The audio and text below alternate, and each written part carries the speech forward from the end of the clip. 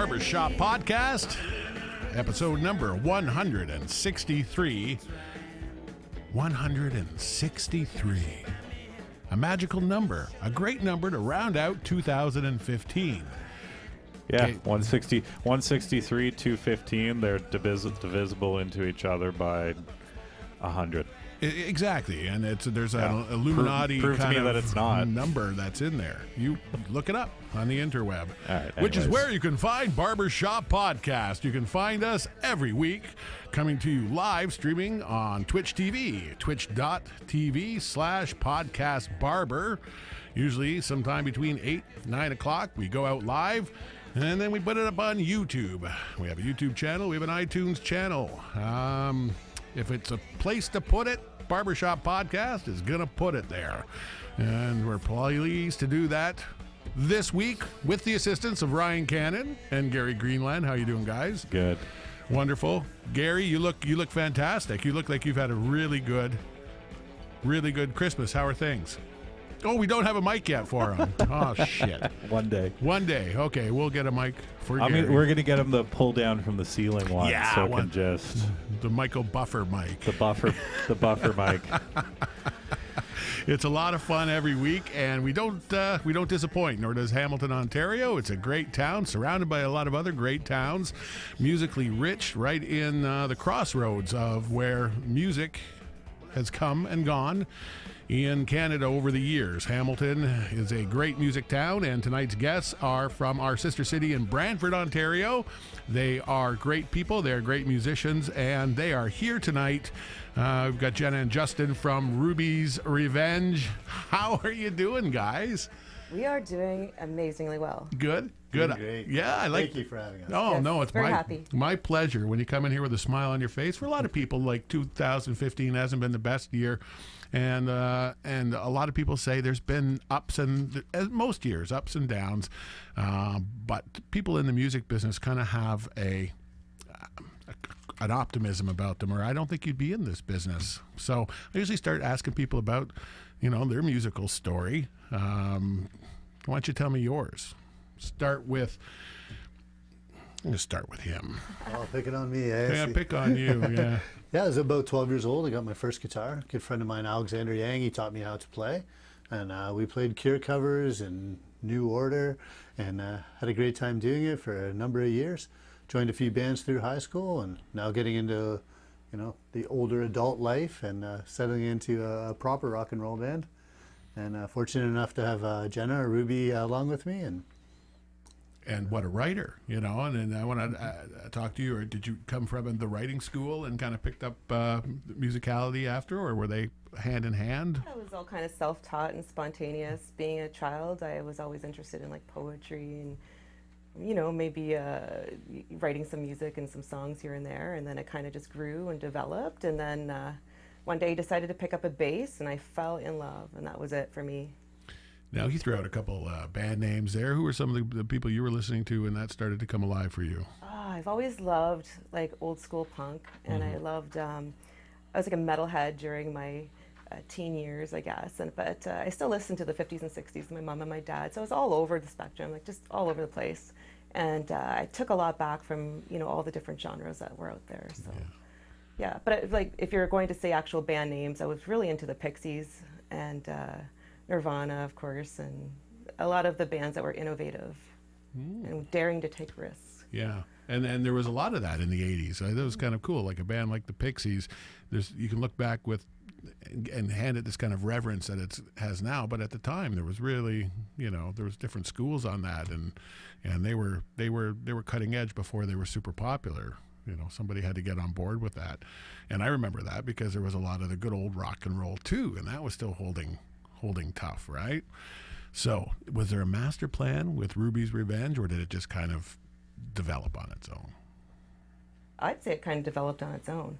We decided to get together. I was another band at the time, so it was kind of like, maybe a side project, but just started to gel, and it just worked out, and then we just kept pushing it forward, and a few people had left as band members, and then we gained a few and lost a few again, but ultimately there was the bones, the structure there was good, and we didn't want to give up on that.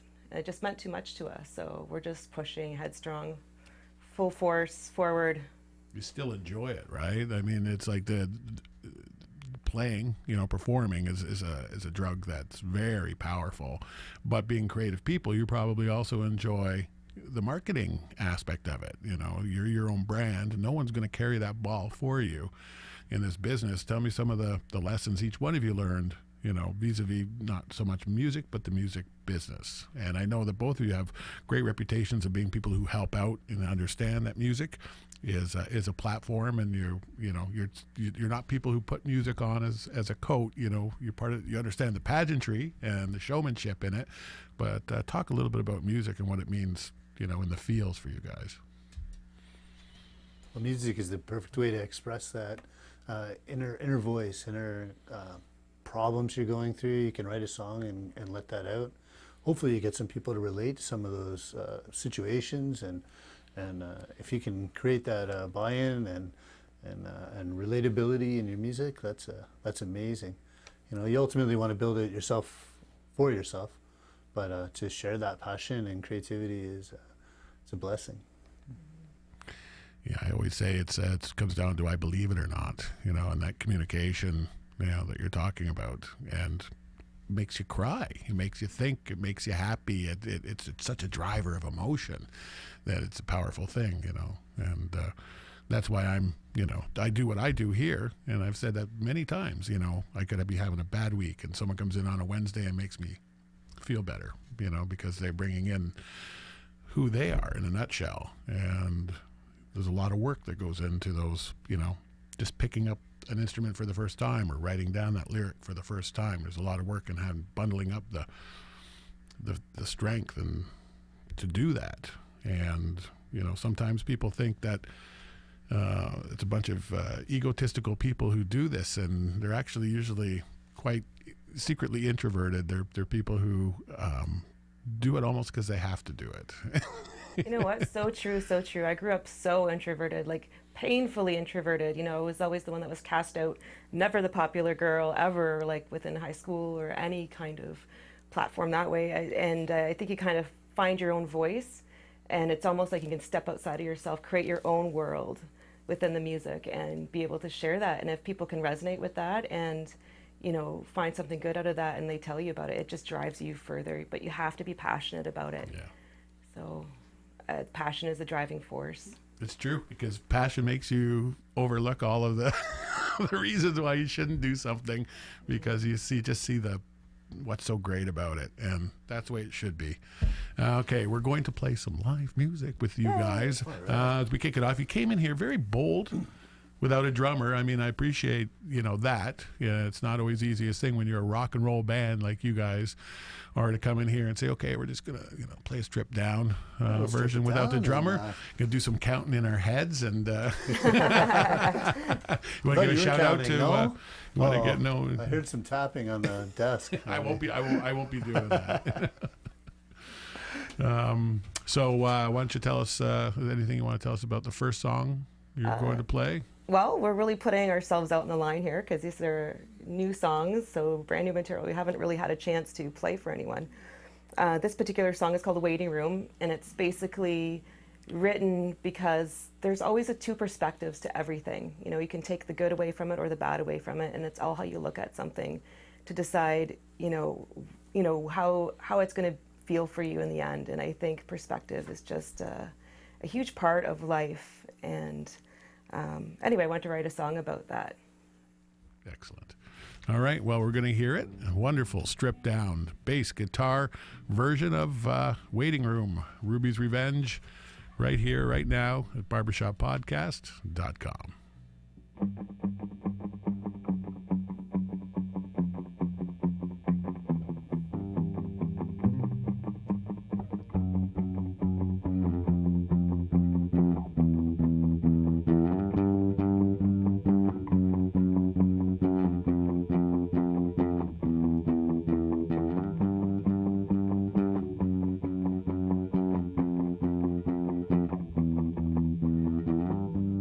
Open your eyes, time to fake yourself up, another disguise.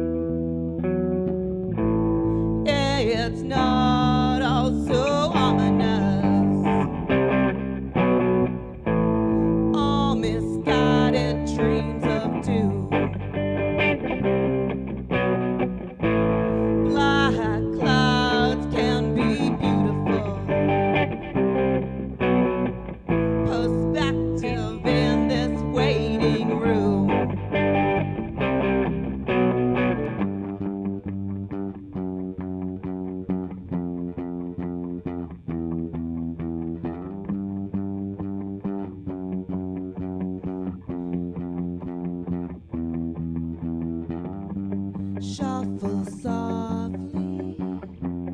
Everyone is still asleep so abruptly, and you're trying not to be. It's the company you keep.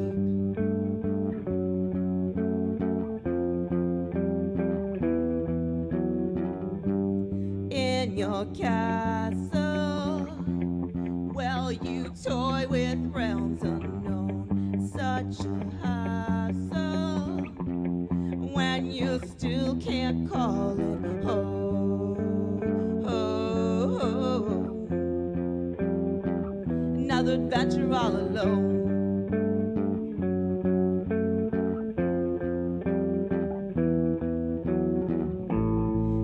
It's not all so ominous, all misguided dreams of doom. Black clouds can be beautiful, perspective in this waiting room. Black clouds can be beautiful, perspective in this waiting room. Perspective in this waiting room.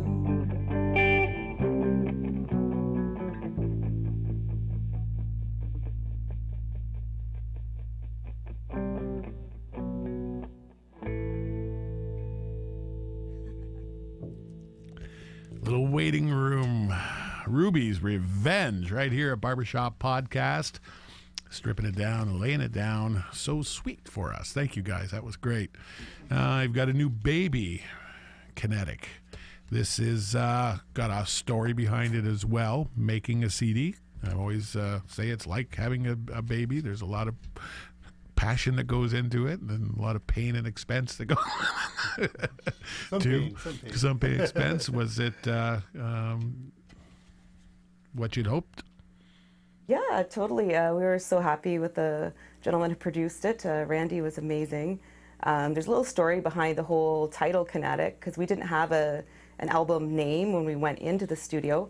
But maybe Justin wants to explain the whole Kinetic part. Oh, it was a great situation. We were in with Randy recording, and we had a bit of a trouble. We had some, we thought it was ground lift issue. Her bass wouldn't stop buzzing. We couldn't figure it out. We were running it DI through nice preamp, fancy schmancy stuff, and it wouldn't stop buzzing. We couldn't figure it out. We actually had to get a piece of solder, a conductive piece of solder, and we soldered the bass to me, and it lifted the ground off. And it was strange because it was only between the two of us that the ground would be lifted. Fantastic. Otherwise, it buzzed. When the producer held the cable, it buzzed. Once we had become connected, some sort of energy prevented that buzzing from occurring. It was bizarre. We tried to interchange people, and there was no scientific. It was just like a magic show. It's like, how is this happening? It's just this wire. Once we connected each other, we could, get the album recorded. So it was bizarre. That's great. And and it's a true story, too. I would be prone to make something like that up. It's so good. But the fact that it's true. We've kept the wire, and we're like going to frame the wire, All right. We're going to play a few tunes off it. The first one we are going to be playing is Rusty, something that clearly you not after woodshedding. When you put a record together, there's a lot of playing, getting ready to play it, and a lot of playing after it comes out. It is a product of 2015, so it came out this year. What's Rusty about? Rusty was actually the first song I've ever written, so that I considered to be something I wanted to keep. Mm-hmm. So I believe it was about 15 or 16 when I wrote it. And it's basically about fractured relationships, just the different experiences you go through when you love someone, but at the same time you just want to strangle them. Yeah. So and it's that's what it's about. Personal song that everyone can identify with. Yes, a lot of angst in that one for sure. All right, we're going to hear it right here, right now, barbershoppodcast.com.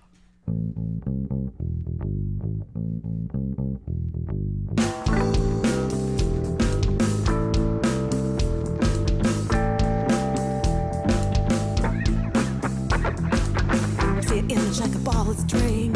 You never show me anything. Blink your eyes 10 times too fast. If I didn't want to know, I wouldn't have asked them. See an image like a ball of string. You never tell me anything. Blink your eyes 10 times too fast. If I didn't want to know, I wouldn't have asked them. Jail cell, getting dusty. Nail file, a little rusty. Oh no.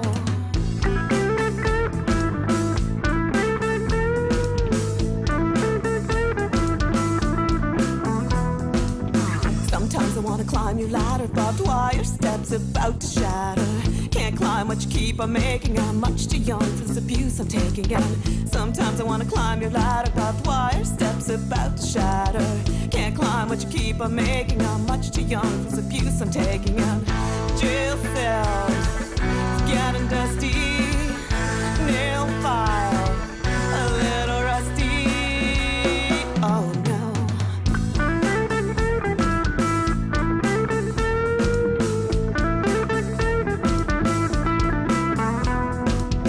Telltale signs of secrecy. Plays games of my fantasies. Can't help wondering if behind those eyes there's a person I could recognize him. Telltale signs of secrecy. Plays games of my fantasies. Can't help wondering if behind those lies there's a person I could recognize him. Jail cell, getting dusty. Nail file, a little rusty. Oh no. I think we've gone too far. I think we've gone too far. I think we've gone too far. I think we've gone too far. I think we've gone too far. I think we've gone too far. I think we've gone too far. I think we've gone too far. Right on. And that would be Ruby's Revenge, a little something called Rusty. You can get that off of their new record, Kinetic. I'm sure you'll be able to get that in a number of places. I want to give a shout out to our great friends at hamiltonartists.ca. Hamiltonartists.ca at 1141 Main Street East at Balmoral in Hamilton. That's just east of the Delta. You can reach them at 289-396-1653 or at hamiltonartists.ca. And they print anything on anything. Literally, they do. It could be tiny, tiny, tiny, or it could be huge. They could wrap your car, your tour bus, your restaurant, your front door, the tables in your place. They've got the most amazing new laser engraving machine. They can engrave on tile. They can engrave on the back of an acoustic, so they can just go into that thinnest layer and take off. The technology is incredible. The personal care is incredible. The imagination is incredible. If you can think of it, they can do it. If you need to promote your business, your band, your product, your passion, then you go to hamiltonartists.ca. They will fix you up. Can't say enough about our good friends at hamiltonartists.ca. Tell them, Kev, the guys, everyone at Barbershop Podcast sent you, said hi. Ruby's Revenge in the studio. Got a great couple of people coming in, doing it boldly and bravely. It's tough to play without the drummer sometimes because you play off something, just that little bit or on top of something. Just want to know, the first song I think went great, especially a new song. You come in and play a new song. It's not like a lot of the ones that you wouldn't put down because you got the muscle memory where you don't even have to think about it. Sounding great, and I love your fearlessness. We're going to get another sample of that. Tell me about the writing process. Do you do it the same way every time, or do you have a method the way you guys work together, or sometimes you just wake up in the middle of the night with a song? It has happened where I've woken up in the middle of the night and I'm like, oh, this great song idea, and I've got the words and everything, and then I'll remember it, and then I don't keep a journal beside my bed, which is a shame because I will wake up and not remember a single thing, other than it was something that I thought would have been great. So normally our writing process is very similar each time. We'll have like a jam on a Monday night or something, and Justin will go out for a cigarette, and I'll get something kind of going on the bass with some lyrics going, and he'll come back, and I'm like, yeah, what about this idea? And then of course he'll add all his parts, and maybe change a few things. We'll build a bridge together, and voila. It's great that's the way it works. To co-write, you have to have a confidence and an ego, but you have to be, really be able to work without getting butt hurt, and know the person you're working with has got, you're writing as one mind. And a more or chemistry. less. You need to have that chemistry there. And like you said, not get butt hurt, right? So, if there's something that he writes that I'm like, I'm just not really into that, or something that I write that's, that could be better.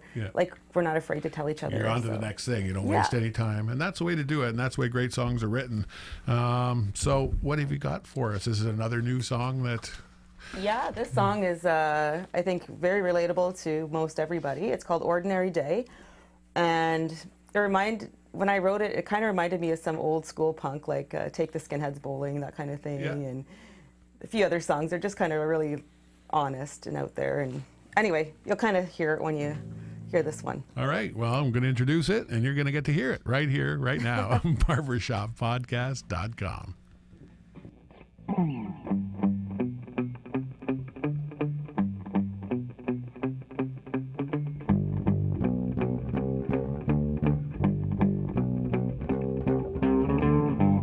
It's another sunny day.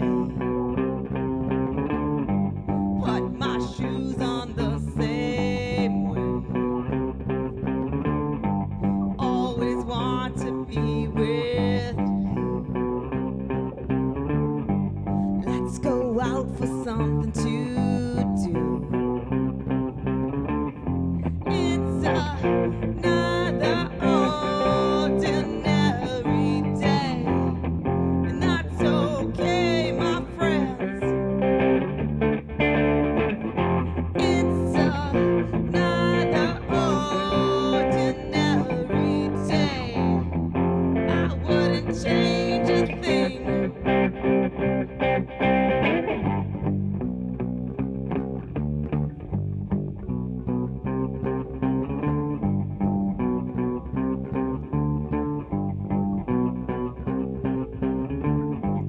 I'm in the mood for sushi. Maybe after go see a movie.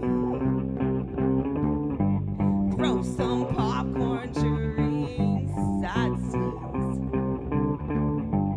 Later kick your ass air hockey. Yeah, right.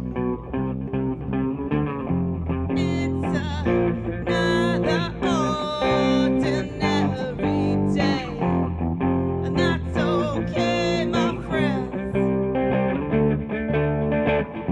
It's another ordinary day.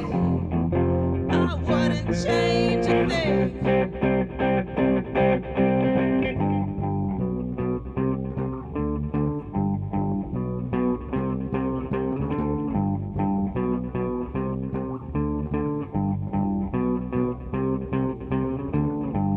Holding hands on the way home. I don't want to be alone. Care to cuddle for a while? Watch the sun rise up in style. It was another ordinary day, and that's okay, my friends.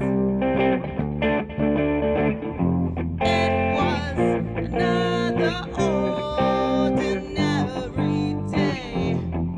I want to do it again.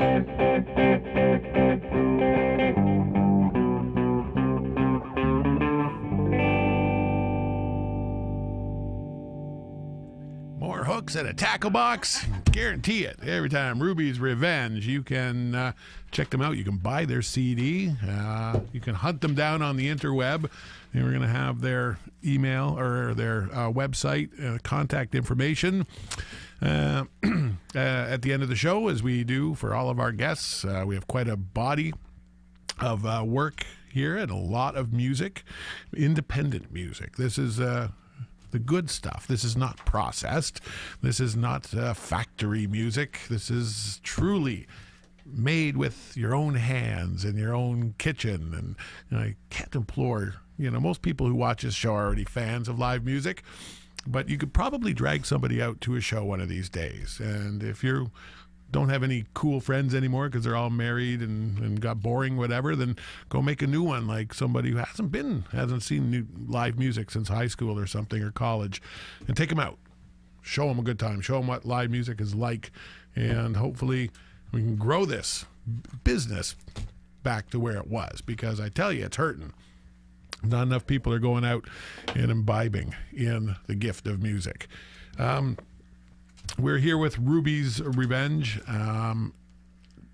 Was it a bit of a process for you to kind of come up with that moniker and with the image, or was it, because I know, we talked about it a bit, how much are you Ruby and how much aren't you Ruby, and actors and musicians get asked that all the time. So is it a useful a platform for you? Oh, of course. At first it was kind of like, okay, here's Ruby, and then here's Jenna, right? And then I'm just realizing I'm more Ruby than Jenna, I think. I mean, it's a meld, my creative side is me, and my side is creative. It's just, it blends almost seamlessly. So, if somebody calls me Ruby, if I'm in the grocery store or Walmart or something, I'm not going to be, that's not my name, or kind of look away. Yeah. I'll answer to it because that is me, and it's so much a part of who I am that there really is no distinction anymore. So I'm totally cool with Jenna or Ruby, because I am the same. Cool. And if you play, I imagine you not only play original tunes, but you probably play, there's a good bunch of covers that you could do if you had to thicken out a set. So what are some of the tunes that you love that you just never get tired of playing, that some of the ones you like to, if... We've moved away a lot from the covers. We're almost into full original at this point. But we still throw back and do some 80s stuff. We played some Care songs, and we do a neat version of Hold Me Now by the Thompson Twins.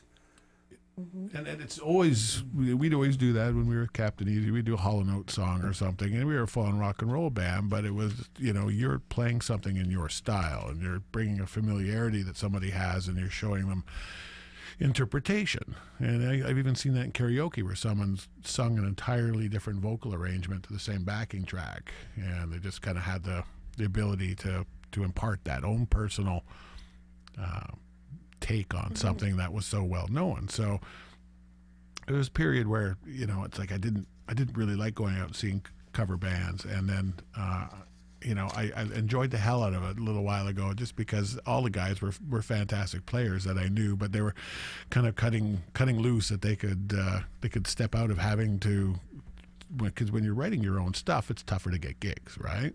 And at the end of the day, you want people to hear you. But even in Hamilton, I think there's only 4 or 5 clubs where you can securely go in and book a gig playing original music.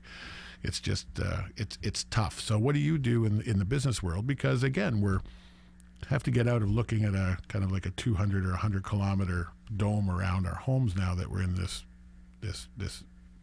world of the internet, where you can really stretch your audience. What sort of things do you do to get the Ruby's Revenge brand out there, or get your, I hate using that word, but let people know who you are and what you do? Well, it's very difficult, because like you said, unless you are playing cover songs that everybody's familiar with, it's very hard to book shows, and especially paying shows. Mm-hmm. Doing that when you're playing original music, it's harder to do. And it's okay. I don't mind having that barrier in front of me, because I think eventually it will pay off. At least that's what I feel inside. And it's so much more worth it to me. Just, it gets my feelings out there, and I get so much satisfaction out of playing original music. It's crazy. And there's nothing wrong with the bands that do play cover songs, Yeah. There's a need for that too, of course. So I'm just prefer to do original, and unless I can take a cover song and make it my own, change everything about it, yeah. and make it my own, then I'm totally down with that. But yeah. It's almost like I have this vendetta against playing cover songs for myself, because I feel like, well, I can write my own songs. So. Yeah. But teach their own, right? Yeah, and the people that you meet is kind of neat, because it goes hand in hand that when you're meeting other artists and other writers, there's almost like a built-in acceptance where, you know, if you've been doing it for a while, I see some dickishness or whatnot, but then most people are very supportive and cooperative, and you can immediately almost like strike up not only a friendship but a musical relationship right away with a lot of people. There's a lot of outstanding musicians out there that are really working towards helping one another. We had the opportunity to see Dave rave last night with Holly Rose, and she's a fantastic singer, and Dave's such a fantastic supporter of the bands he had opening for him, and he's done a lot to assist us as we grow up a little bit and get out there. It's really fantastic to meet other musicians that are, you know, as successful as Dave and willing to come back and help out. He's a sweetheart, isn't he? Oh my gosh, He's we've such a met so great many guy. role models through music. It's been such a beautiful place for us. Like, I still can't believe the people that we come across, and not just like the role models who are musicians, but even some of the fans that we've never met, just have done these amazing things for myself and the band, and it's just, it really restores your faith in humanity when you see that. Like, I'm just over the moon with things that have happened, and yeah, no regrets. This has been a wonderful process. It's been a good ride. Been a very good ride. Yeah, and music is something that everyone can enjoy. You know, you can play it, you can listen to it. It's so inclusive. There's no room for haters. There's too much to love. Let's support each other too, right? Let's like, I do find that. sometimes it's competitive in the music industry, Too but much. you know what? Let's just support everybody. You know, like, let's make. Yeah, I read a good quote today. Like a candle lighting another candle doesn't lose any of its brightness. So it's Right. like, you know, look at it that way. It's only going to come back, you know, and it's a very powerful thing. And, you know, glad that you could come in. You get to come down to Hamilton and show us some love here. We're going to show you a little bit of love. We're going to play another track off of Kinetic, the new CD from Ruby's Revenge. This one's called Graffiti, right here, right now, barbershoppodcast.com.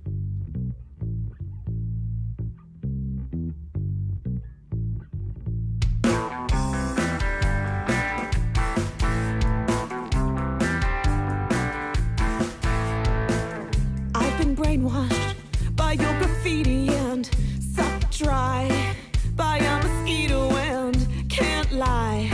When I say I love you, won't try, 'cause it's so overrated. I won't try.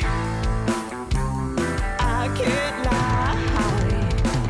Passing me by, watch me deny. No way, no how, no invention. A little milk is a prevention, and can't lie. When I say I hate you, won't try, 'cause it's so overrated. I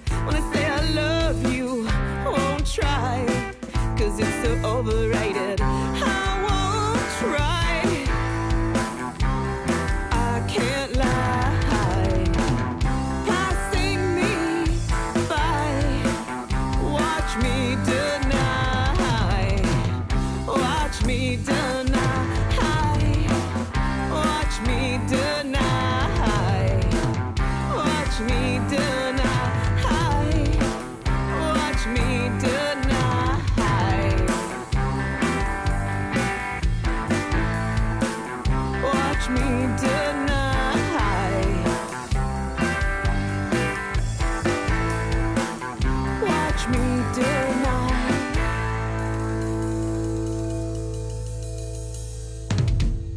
And that's some graffiti. You got that from Ruby's Revenge. They're in the studio, or 2 out of 3 are in the studio. Sans drummer. You want to give a shout out to your drummer? Definitely Steve. He can't be with us tonight because his sister's having a baby. Oh. And she's in contractions. And I told him, hey, just let her know to hold it in. It's 2 more days to New Year's. But I don't know if she's going to make it or not. Couldn't make that happen. Not sure. Well, that passes for excuses, that's for sure. Yeah, so relatively short notice he came in. We had Christopher Claus was going to come in. He does a big Beatles presentation and a record he's working on. He was looking forward to it, and he had an unfortunate death in the immediate family. Couldn't be here, and to grab somebody on short notice, and quite a number of people lit up when they heard that you were going to be on the show. You've worked hard. You've got a lot of fans out there who are pulling for you, and that's nice to see. And what I heard over and over again is you're both such nice people.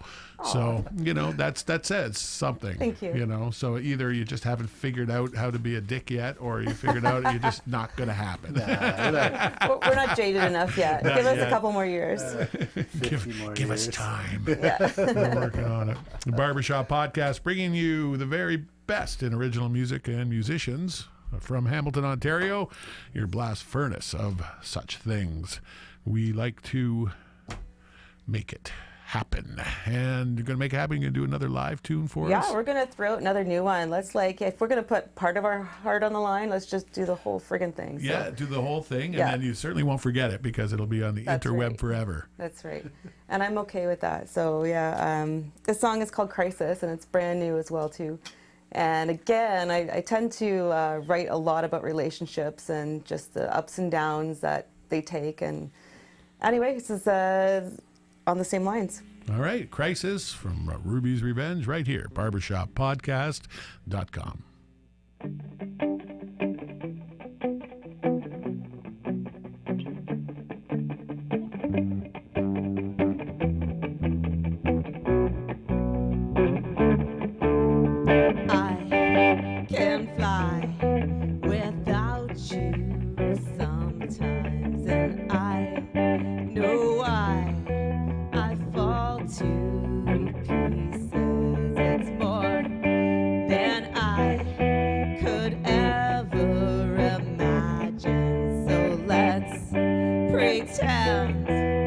Nothing's changing 'cause you know.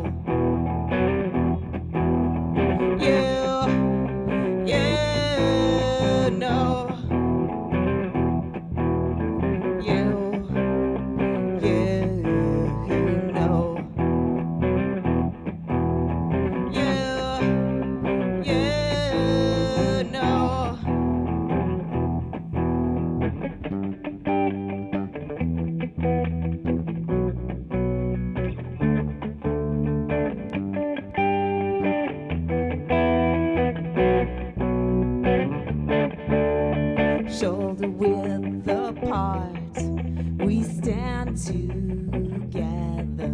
It's in the shade, we can face the weather. Telltale signs that empathy has gone home. So let's pretend, or let's just begin, 'cause you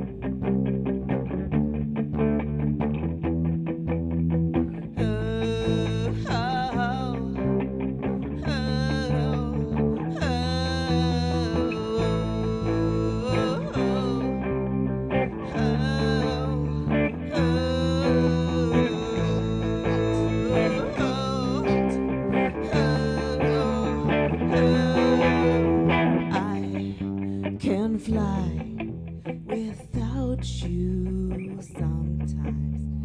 I know why you fall to pieces. It's more than I could ever imagine. So let's pretend nothing's changing, 'cause you know.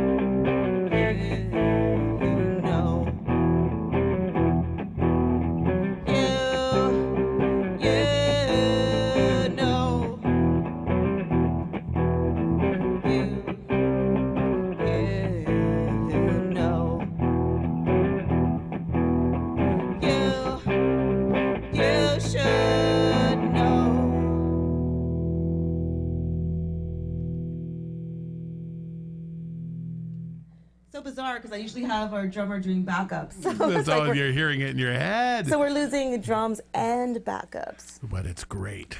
Oh, right thank here at Barbershop Podcast, Ruby's Revenge, putting down a really smoking electrical, acoustical version of it. Lots of pockets in space. Rock and roll band, though. I guess when you're strapping it on, you strap it on hard, right? You like to play, full tilt rock and roll, right? Definitely, we get up there and really give it some rock with a little bit of punk elements and some ska in there, and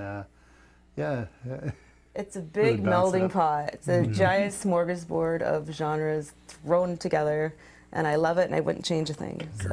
Great. And I wouldn't change a thing either about Barbershop Podcast. Coming to you every Wednesday. We love you out there, each and every one of you. Almost 50,000 have watched on YouTube. Let's get those numbers. There is still 1.5 days left in 2015. I was hoping that we would go out on a bang, and we are. And I'm very pleased with that. And I'm going to play another one of the... we've got... We've got... Which one are we playing? You know this. I think Mixed Alloy Alloy Man. Man. Mixed, It's yeah. got a Tell me cool about the... story, yeah. I Yes. figured that's a great title, Mixed Alloy Man. Tell me about that one. Okay, do you want to go on? Go ahead. Well, it's kind of like, okay, you have Superman, who's like the Man of Steel. You have like Iron Man, right?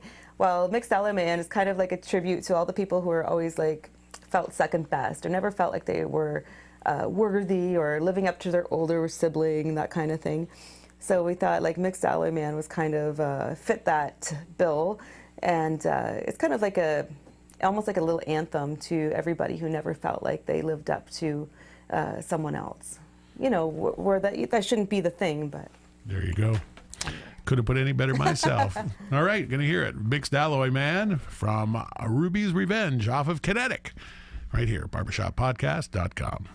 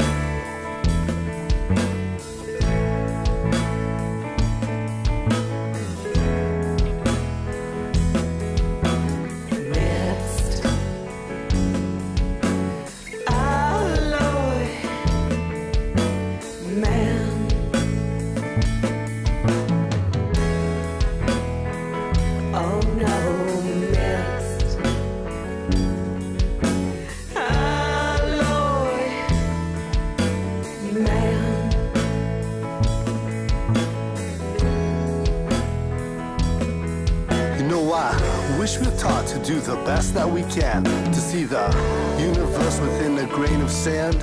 You know, wake with me, and I'll take thee on a journey of incredible discovery. You know, and we will look at the planet through a single tree. Hopefully you will see how connected we can be, and sometimes we all act a little carelessly. Let's try our best to live mindfully.